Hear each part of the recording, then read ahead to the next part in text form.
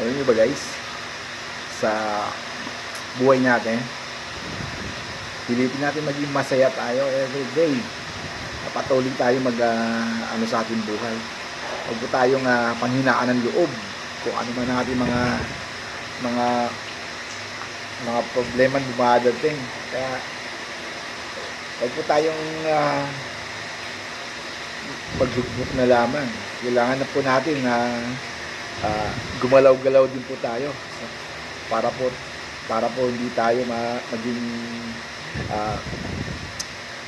stress lagi.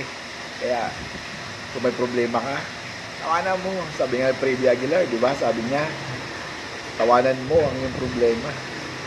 So guys,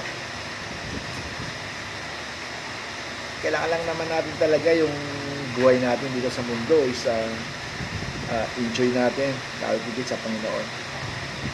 No guys, nung pumasok ako sa napag-invite sa akin sa online system dito sa UR, bigla na bagong buhay ko.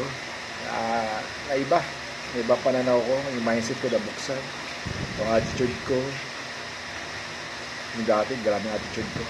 Ngayon, unti-unti ko siya na naunawaan na buhay pala. Pag may nagtuturo sa'yo, lalo kapag may sa buhay mo, may isip mo na talagang pwede pa pala magbago kung uwalayin natin yung mga luma nating attitude at palitan natin ng bagong attitude na bang maayos, maganda na pag-uugali, hindi magaslaw. Guys, yung natutunan ko din yung bang kung ano yung ginagawa mo, ituloy-tuloy mo lang. Consistent ka. Tuloy-tuloy mo lang ginagawa mo, lalo kapag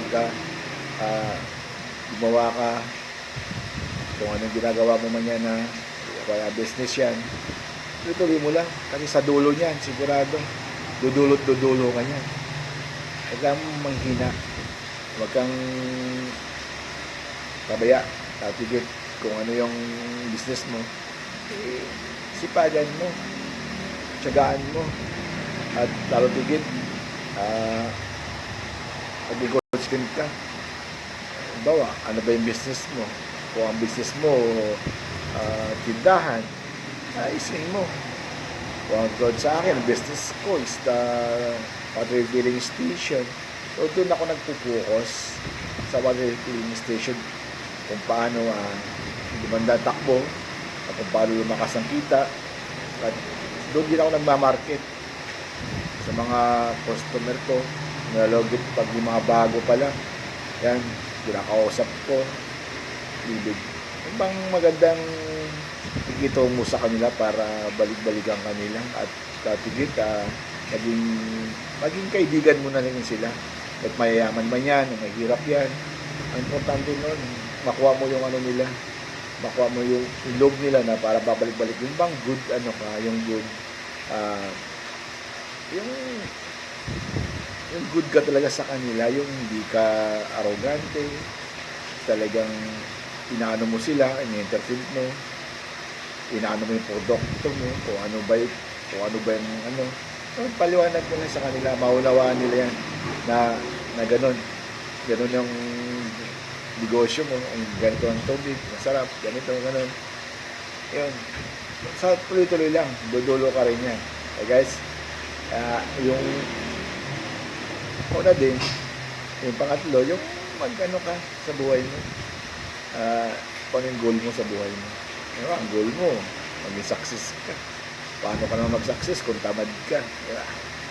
Sipagan mo. Maging maayos ka, maging tiyaga ka. Ang goal mo para marating mo yung mga pangarap. Ayusin mo. Laging huwag ka negative mag-isip. Kailangan positive. Positive ka lagi mag-isip. At aralin mo lahat ng gusto mong sa goal mo.